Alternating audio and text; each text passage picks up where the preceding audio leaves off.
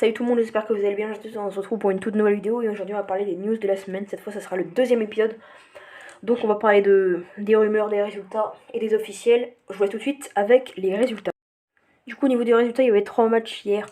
Naples, le leader incontesté, qui recevait la Lazio Rome, qui pouvait continuer sa petite trotte en tête. Bah, ils se sont inclinés 1-0 face à la Lazio. Malgré ça, je crois qu'ils sont 15 points d'avance à l'heure actuelle. Nice qui a fait un partout face à Auxerre. Auxerre qui a marqué en premier. Nice qui a eu un penalty raté de la bourde. Et Dortmund qui s'est imposé 2-1 face à Leipzig. Et donc tout de suite on passe aux rumeurs. Et on commence avec la première rumeur où c'est Aouar qui ferait l'objet d'un départ cet été. Je pense que ça semble inévitable. Il est courtisé en Allemagne, en Italie et en Espagne. Du côté de l'Allemagne, c'est Francfort qui le courtise. Francfort qui recrute très bien ces derniers temps. Le Napoli et la Roma pour l'Italie. Donc voilà, José Mourinho, il le veut, lui. Naples, ça renforcera un peu son jeu. Et le Betis pour surtout pallier à l'absence de Nabil Fekir. Donc à voir, je pense que c'est quasiment inévitable. On va partir ce joueur de 24 ans cet été. Je pense qu'il en a besoin pour sa carrière et pour se relancer. Et on va parler de Nkunku qui maintenant est revenu de blessure et qui aurait rechuté selon son coach Marco Rose. Je crains qu'on l'ait probablement à nouveau perdu. Christo, pour quelques jours, il a ressenti quelque chose dans le muscle lors d'un sprint. Il a eu juste un contact juste avant, il se sentait bien. J'aurais dû mieux faire en le sortant plus tôt, mais le technicien. Donc Christophe Nkunku qui n'arrive pas à s'en remettre de sa blessure et qui aurait rechuté selon son coach. Donc à voir et à suivre pour la suite. Et ensuite on va parler du clan Haaland et de Haaland qui ne ferme pas la porte pour rejoindre les Merengues. La représentante d'une individu de Leeds a cité le Real Madrid laissant entendre que le goleador de 22 ans pourrait envisager de rejoindre à l'avenir les Merengues. Il y a aussi la Première Ligue et puis il y a aussi le Real Madrid. Ils ont quelque chose qui leur est propre, c'est aussi le rêve des joueurs. Le Real Madrid maintient cette magie, ils n'ont pas de compétition hebdomadaire, mais ils ont la Ligue des Champions. Donc moi je pense que clairement Haaland rejoindra le Real à l'avenir, et c'est ce qu'ils entrevoivent, c'est ce que son agente a dit. Voilà. Et on va parler de Benzema qui n'aurait plus la confiance de Carlo Ancelotti, muet devant le but et méconnaissable dans le jeu lors des 2 derniers matchs. Karim Benzema inquiète au Real Madrid et notamment Carlo Ancelotti qui, selon les interventions du journaliste de Relevo Sergio Santos, ne comprendrait pas ce qui se passe avec l'attaquant français. L'ancien Lyonnais serait ailleurs, il aurait un sentiment au club que le Ballon d'Or 2022 n'est plus aussi concentré qu'avant et ça se ressentirait dans les matchs et dans l'entraînement. Donc là je vous affiche ses stats et là on voit qu'il a... Pour 14 matchs, il a mis 11 buts, 3 passes D, notamment en Ligue des Champions, il a mis pour 5 matchs 2 buts, mais il est beaucoup moins prolifique qu'avant, et c'est vrai qu'à 35 ans, ça peut se comprendre, et du coup, on va tout de suite parler du successeur de Karim Benzema. Et donc, il s'agirait de Dusan Vlahovic. Les Merengues se sont mis en quête d'un attaquant axial. Le quotidien espagnol affirme que Dusan Vlahovic, 23 ans, 23 matchs et 10 buts, toute compétition cette saison, est une option. Problème, la Juventus demande au moins 100 millions d'euros pour les partir à l'international serbe. Pas sûr que le Real débourse une deuxième somme, d'autant que le président Florentino Pérez n'a pas abandonné l'idée de recruter Kylian Mbappé ou Erling Haaland en 2024. Donc, Vlahovic pourrait la solution, mais je pense que ça pourrait être un plan B, parce qu'il y a toujours Mbappé, je pense, et Erling Haaland devant. Donc, ça prouve que la confiance en Benzema, elle s'est un peu envolée.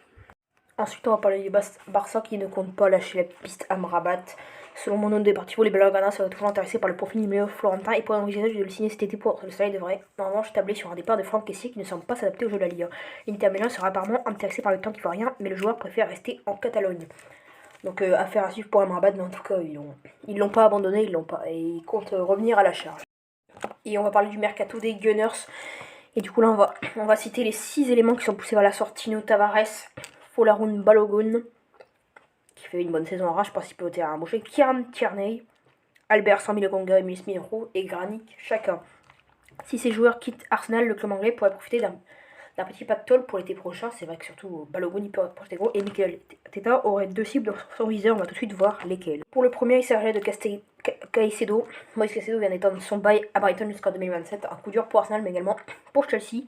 Mais les Gunners n'auraient pas dit un dernier mot sur le dossier et seraient toujours dans le coup pour recruter le milieu équatorien de 21 ans. Dixit the time. Du coup, en gros, Arsenal n'abandonne pas la piste Caicedo. Et le deuxième joueur, il s'agit de Declan Rice. Mikel Arteta aura une cible pour son entrejeu. Declan Rice, l'anglais de West Ham, cartonné par Roy Keane, qui le pense surcoté, fait toujours rêver les Gunners, au point que le club anglais pense dépenser au moins 100 millions d'euros sur le dossier du coup. Donc ça pourrait faire un gros mercato côté Gunners, hein, s'ils venaient à recruter un de ceux-là. Et un gros mercato. Surtout au niveau des ventes, parce qu'ils vont vendre pas mal d'éléments. Il y a quelques éléments que j'ai du mal à comprendre. Balogun notamment, qui fait une bonne saison. Mais après, c'est vrai qu'il va être barré par la concurrence de Eddie Nketiah et Gabriel Jesus, qui va revenir de blessure. Et si Caicedo, je pense pas qu'il viendra. Lui, pour le coup, je pense pas qu'il va venir. Pourquoi? Parce que il vient de prolonger, ça veut dire, je pense qu'il a envie de rester au club. Et par contre, Declan Rice, c'est une piste de longue date, donc à suivre. Et on va parler du Barça et de Frenkie de Jong. Manchester United a ravivé son intérêt pour le milieu de terrain de FC Barcelone. Frenkie de Jong, selon The Guardian, le milieu de terrain de FC Barcelone était la cible numéro 1 des malades. Du manager des Red Devils, Erik ten Hag, lors du dernier mercato de première ligne, mais l'international néerlandais ne voulait pas quitter Barcelone. La donne pourrait avoir changé selon le quotidien britannique. Donc de Jong qui a failli faire un départ la saison dernière et finalement ça s'est pas fait. Moi je pense pas que son avenir va s'écrire en Catalogne, mais j'ai envie de dire affaire à suivre et on va voir ce qui va se passer parce que Frenkie de Jong, c'est vrai qu'il commençait à retourner un peu. Il a commencé à reprendre un peu sa place dans l'effectif et affaire à suivre quoi. Voilà. Et là on va parler d'un énorme gâchis, je trouve, Naby Keita. Tellement dommage, il n'arrive pas assis à sa pause à Liverpool. Regardez ce qui est écrit, l'aventure entre Naby Keita devra se clôturer cet été. Pour autant, le milieu guinéen n'a pas à s'en faire concernant son avenir. Si Naby Keita n'est plus en mesure de s'intoter du côté de Liverpool, le Guinéen garde une certaine cote en Europe. Après Dortmund et Leipzig, son ancien club, c'est un autre cadre européen qui semble chaud à l'idée de s'attacher au service du milieu récupérateur l'Inter Milan. Bah oui, surtout que Brozovic va peut-être partir, pourquoi pas du côté du Barça, donc il faut bien quelqu'un pour le remplacer. Est-ce qu'il saura le faire? Pourquoi pas, mais déjà, personne ne peut remplacer Brozovic, mais je pense qu'il pourra faire le travail. Il a déjà 28 ans, il me semble. Mais c'est l'occasion jamais de relancer sa carrière. Hein. Liverpool, il a jamais joué quasiment. Là, ça fait 2, 3, 4 saisons, 3 à peu près. Il joue plus du tout. Il a joué, je crois, 10 matchs cette saison. Et c'était quasiment que des rentrées, donc à suivre, mais j'espère pour lui, pour sa carrière, qu'il quittera Liverpool cet été. Ensuite, on va parler du petit Romeo Lavia qui s'éclate du côté de Southampton. Selon les dernières informations publiées par le média, je vais pas prononcer, les formations de Manchester United et Arsenal auraient décidé de se mettre sur les rangs pour accueillir le milieu de terrain Romeo Lavia. Joueur de Southampton depuis l'été 2022 et son arrivée en provenance de Manchester City pour 2 millions d'euros, le jeune joueur de 19 ans cette saison explose avec Southampton. Auteur d'un but et d'une passe décisive en 21 apparitions, toutes compétitions confondues, l'international belge pourrait rapidement faire l'offre de transfert. Il est jusqu'en 2027, le natif de Bruxelles sera déjà estimé à 50 millions d'euros par sa direction.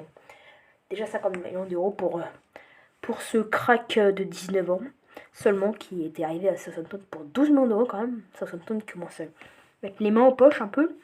Et s'il récupère plus de 50 millions, ils vont se mettre bien à Southampton. Donc affaire à suivre pour ce joueur et on va directement passer aux officiels.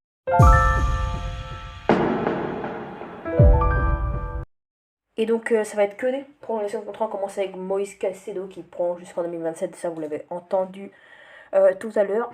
Donc voilà, à voir si les Gunners arriveront à s'attacher ses services. Ensuite on reste au rayon des prolongations et de contrats et on a Mickey Van de Ven qui prolonge jusqu'en 2027 pour ce défenseur belge qui s'impose maintenant avec Wolfsburg à durée. Choupo-Moting qui est auteur de très bonnes performances en ce moment avec le Bayern, il prolonge jusqu'en 2024, donc c'est un peu son cadeau. Et enfin le latéral droit polyvalent catalan Sergio Roberto qui prolonge comme Choupo-Moting jusqu'en 2024.